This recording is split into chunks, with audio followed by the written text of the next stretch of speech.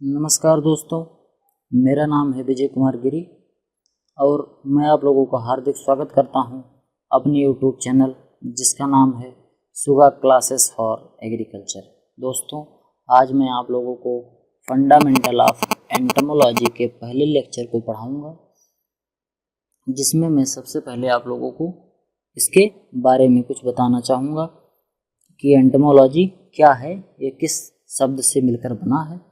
तो एंटोमोलॉजी कीट विज्ञान ग्रीक भाषा के शब्द से मिलकर बना है। ग्रीक भाषा का कौन सा शब्द? एंटोमोन। ग्रीक भाषा का शब्द एंटोमोन, जिसका अर्थ होता है कीट, और लॉगस का अर्थ होता है विज्ञान, यानी कि ज्ञान। दोनों मिला के क्या बन गया? कीट विज्ञान। ये जंतु विज्ञान की एक शाखा है जिसके अंतर्गत हम कीटों का अध्ययन करते हैं। ठीक, अगला है मॉर्फोलॉजी। मॉर्फोलॉजी क्या है? किसी भी जीव के बाहरी आकार का अध्ययन करना मॉर्फोलॉजी होता है। The study of body structure is called morphology. शरीर की रचना और उनके कीटों के बाहरी और आंतरिक भागों का अध्ययन किया जाता है एनाटॉमी में। ठीक, एनाटॉमी के अंतर्गत हम एक्सटर्नल और इंटरनल पार्ट के बारे में अध्ययन करते हैं। एनाटॉमी के अंतर्गत हम किसी भी जीव के या किसी भी जंतु के एक्सटर्नल और इंटरनल बॉडी पार्ट के बारे में अध्ययन करते हैं। फिर आ गया ऊतक विज्ञान, यानी कि हिस्टोलॉजी। इसके अंतर्गत हम केवल और केवल ऊतकों का अध्ययन करते हैं। शरीर ऊतकों से मिलकर बना होता है और इन्हीं ऊतकों को हम अध्ययन करते हैं किसमें? हिस्टोलॉजी में। फिर आगे आपका है कोशिका विज्ञान। कोशिका विज्ञान में हम केवल कोशिकाओं का अध्ययन करते हैं, जिसको हम साइटोलॉजी भी कहते हैं। इंग्लिश में हम इसको साइटोलॉजी कहते हैं। ठीक, अब अगला है भ्रूण विज्ञान। इसके अंतर्गत केवल हम इसके किसी भी जीव के भ्रूण के बारे में अध्ययन करते हैं। एम्ब्रियोलॉजी, इसमें एग के बारे में, अंडे के बारे में, अंडे के भ्रूण के बारे में अध्ययन किया जाता है। उसके बाद है फिजियोलॉजी। फिजियोलॉजी में हम किसी भी ऑर्गन के, किसी भी जीव के विभिन्न प्रकार के ऑर्गन के फंक्शन के बारे में अध्ययन करते हैं, यानी कि उनका शरीर किस प्रकार की क्रियाएं कर रहा है। जैसे वो फोटोसिंथेसिस कर रहा है, इवापोरेशन कर रहा है, ट्रांसपिरेशन कर रहा है, या एक बिंदु श्रवण होता है जिसको हम ब्लीडिंग कहते हैं, ये कर रहा है, आदि चीज़ों के बारे में हम अध्ययन करते हैं। जैसे कोई पौधा जमीन से पानी किस तरीके से ले रहा है, न्यूट्रिएंट किस तरीके से ले रहा है, आदि चीज़ों का हम अध्ययन करते हैं किसमें? फिजियोलॉजी में। फिर उसके बाद है पारिस्थितिकी।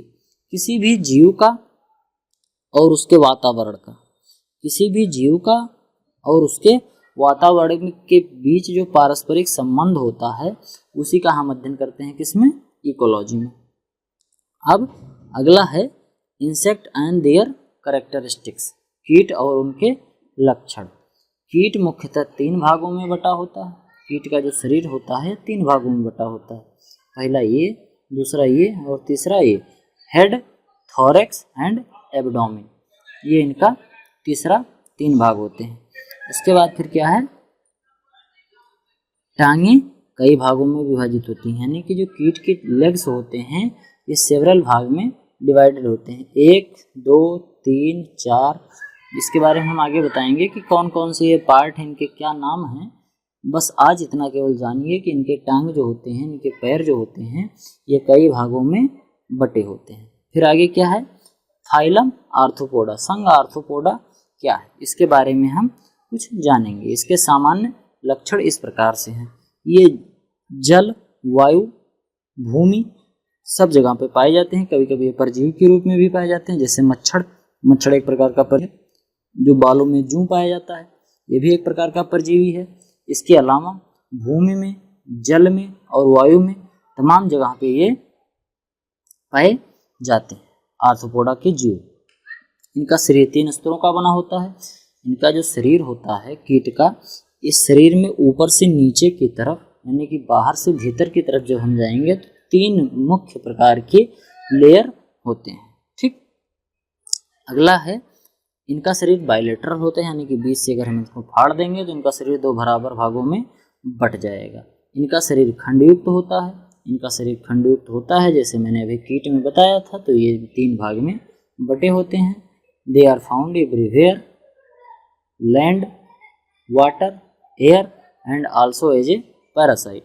There body is made up to 3 layer and the body is bilateral. It means that their body can be divided in the 2 equal parts. Their body is segmented. The body of the arthropodal organism is segmented and external exoskeleton made with chitin. इनका जो बाह्य कंकाल होता है ये किसका बना होता है? काइटिन का बना होता है। परिसंचरण तंत्र में यानी कि रक्त परिसंचरण तंत्र खुले प्रकार का होता है। सुव्यवस्थित पेशी तंत्र पाया जाता है। इनकी जो मस्कुलरी सिस्टम होता है ये सुविकसित होता है। इनके विभिन्न प्रकार के मुखांग पाए जाते हैं। मुखांग के कई प्रकार हैं, इसको हम आगे बताएंगे। पाचन तंत्र इनका भली प्रकार से विकसित होता है। इनके जीवन में 1 से अधिक शिशु अवस्थाएं आती हैं, जैसे लार्वल, निम्फल आदि प्रकार की अवस्थाएं होती हैं।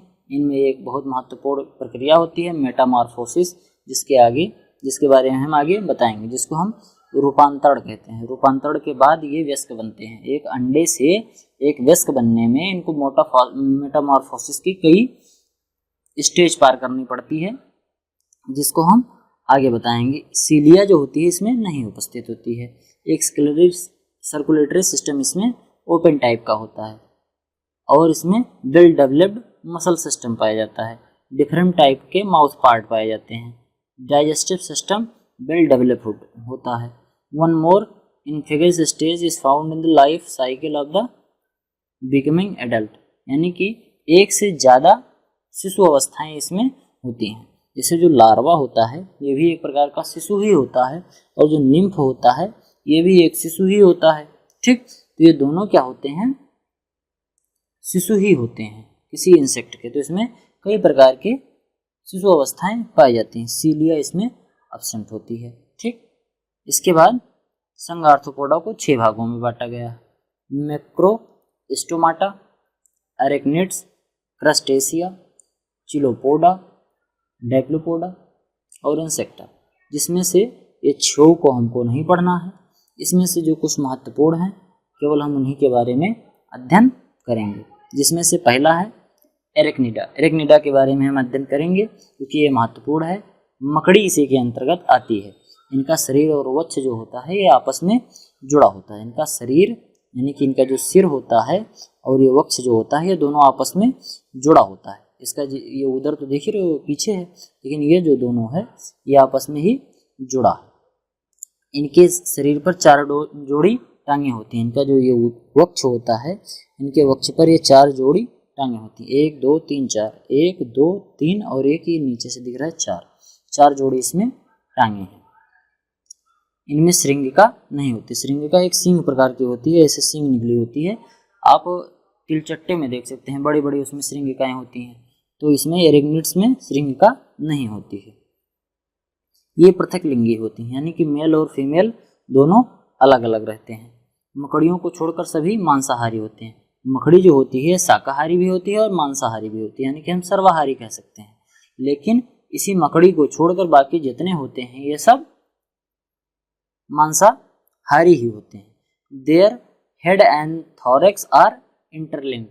हेड और थोरैक्स इनके दोनों आपस में जुड़े होते हैं। They consist of fair pair of legs. इनमें 4 जोड़ी टांगे होती हैं। They do not have antenna, इनके पास एंटीना नहीं होता, यानी कि श्रृंगिकाएं नहीं होती। They are found in different genders, ये अलग अलग जेंडर में पाए जाते हैं, जैसे मेल और फीमेल दोनों अलग अलग। ऑल आर कार्निवोरस, यानी कि ये सभी मांसाहारी होते हैं। मकड़ी को छोड़कर बाकी ये सब मांसाहारी होते हैं। एक बार फिर से रिपीट करते हैं। सिर वक्ष आपस में जुड़े होते हैं। सिर पर यानी कि शरीर पर 4 जोड़ी टांगे होती हैं। श्रृंगिका नहीं होती है। मेल और फीमेल दोनों अलग अलग होते हैं। मकड़ियों को छोड़कर बाकी सभी मांसाहारी होते हैं। अगला है क्लास इंसेक्टा। इनका शरीर सिर वक्ष और उदर में विभाजित होता है। कीट जल, स्थल और वायु दोनों तीनों जगहों पर पाए जाते हैं। इनका शरीर बायलेटरल होता है, ऐसे मतलब इसको जो फाड़ दोगे तो दो बराबर भागों में बढ़ जाएगा। इनका शरीर 3 स्तर का होता है, जैसे संघ आर्थ्रोपोडा के जितने करेक्टरिस्टिक्स हैं सब इसमें आ जाएंगे, क्योंकि ये भी आर्थ्रोपोडा का ही जीव है। आर्थ्रोपोडा जो एक फाइलम है उसके अंतर्गत ही एक क्लास है इंसेक्टा, तो आर्थ्रोपोडा के करेक्टर ऑटोमेटिक इसमें आ जाएंगे। इनका शरीर काइटिन नामक पदार्थ से बना होता है, आर्थ्रोपोडा में भी यही मैंने बताया था। कीट का सिर 6 खंडों का बना होता है, ठीक। कीट का ये जो सिर होता है, इनका ये सिर जो है ये 6 खंड का बना है। एक जोड़ी श्रृंगिका पाई जाती है, इनके सिर पर एक जोड़ी श्रृंगिका होती है, यानी कि 2 सींग पाई जाती है। एक जोड़ी संयुक्त नेत्र होते हैं, संयुक्त नेत्र कहते हैं इनको क्योंकि इनमें बहुत छोटे छोटे बहुत ढेर सारे नेत्रों का एक समूह होता है जो एक आंख बनता है। फिर दूसरी आंख होती है, ये भी कई प्रकार के छोटे छोटे नेत्र होते हैं। इनको मिलाकर ये 2 संयुक्त नेत्र बनते हैं, जिनको हम एक जोड़ी संयुक्त नेत्र कहते हैं, ठीक। इंग्लिश में भी है, जिसको पढ़ाना ना हो आगे पढ़ ले, ठीक। अब अगला देखते हैं क्या है।